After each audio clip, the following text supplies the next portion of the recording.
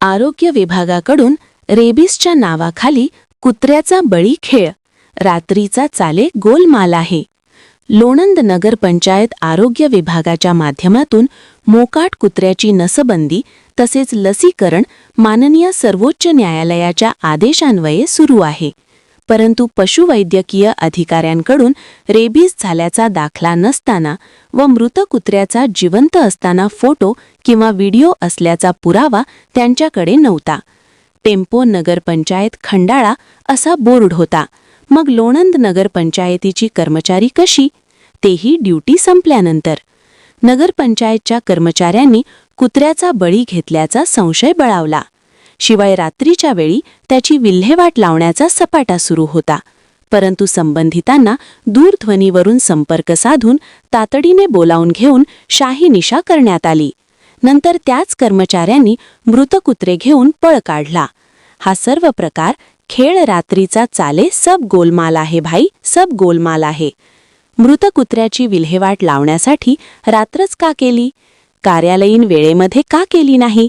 या प्रश्नी तीव्र आंदोलन छेडणार असल्याचा इशारा सामाजिक कार्यकर्ते गणेश दनाने व जमीर शेख यांनी दिला आहे. विशाल क्रांती वृत्तसेवा, लोणंद. यांच्या सांगण्यावरनं हा कार्यक्रम चालू आहे. अगर कसे त्याबाबत त्यांनी स्पष्टीकरण द्यावं. आणि त्यांना कुठलाही नैतिक अधिकार नाहीये की सर्वसामान्य नागरिकांच्या आरोग्याशी अशा प्रकारे खेळण्याचा. याबाबत ज्यांनी कुत्रं टाकलं त्यांना आपण फोन करून बाबा माहिती घेतली. त्यावेळी हे सर्व नगरपंचायतीचे कर्मचारी पुन्हा या कुत्र्याची बॉडी उचलण्यासाठी आलेले आहेत. तर आपण बघू शकता की त्यांना सांगितल्यानंतर त्यांना त्यांचं चुकीचं काम निदर्शनास आणून दिल्यानंतर त्यांनी हा आपला पुरावा नष्ट करण्याचा कार्यक्रम सध्या चालू केलेला आहे. तर मुख्याधिकारी महोदयांना कितपत हे योग्य वाटतंय? लोकांच्या आरोग्याशी खेळण्याचा त्यांना पुन्हा एकदा मी सांगतो की कुठलाही नैतिक अधिकार तुम्हाला शासनानं तर मुळातच दिलेला नाहीये. तर अशा चुकीच्या पद्धतीनं काम जर तुम्ही करत असाल तर आम्ही असं सोशल मीडियाच्या माध्यमातून तुमची एक नाही 10 वेळा बदनामी करणार. जे चुकीचं आहे ते सर्वसामान्य नागरिकांपर्यंत पोहोचवण्याचं काम सदर व्हिडिओच्या माध्यमातून मी करत आहे. आमच्यावरती भविष्यामध्ये कालांतरामध्ये तुम्ही खोटे गुन्हे चुकीच्या पद्धतीनं दाखल करू शकणार आहात.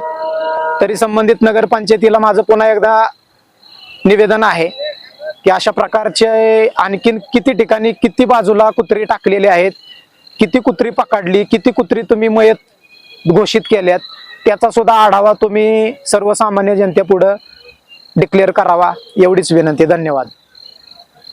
क्या था? रेबीज था उसको.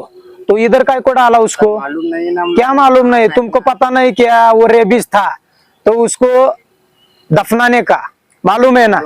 अभी वो सड़ेगा, उसकी दुर्गंधी आएगी. इधर देख कितने लड़के लोग बैठे. दूसरी जगह कर सकते हैं ना. तो पहले क्यों इधर डाला तुमने? मालूम नहीं था हम लोग. क्या मालूम नहीं था? पहले किधर दफनाया था कुत्ता? मरे नहीं अभी तक सर. 3 मरे वो बोला है, गणेश बोला है. वो लेके कचरा गाड़ी लेके गई. हाँ मरा है ना 3. पर ये अभी वहाँ रहता है, स्मेल देता है. तो उसको पूछने का, जो ठेकेदार है उसको पूछने का ना, तुम कुत्ता मारा है, रेबीज वाला है, किधर डालू मैं? लोगों के बीच में लाके डालता है तू.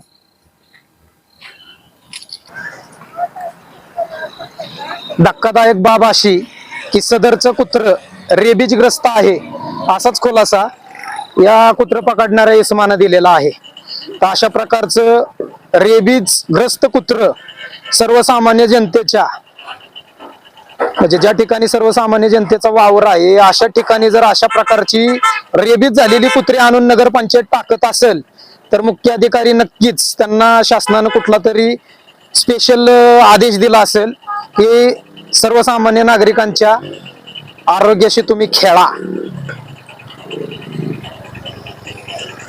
बस.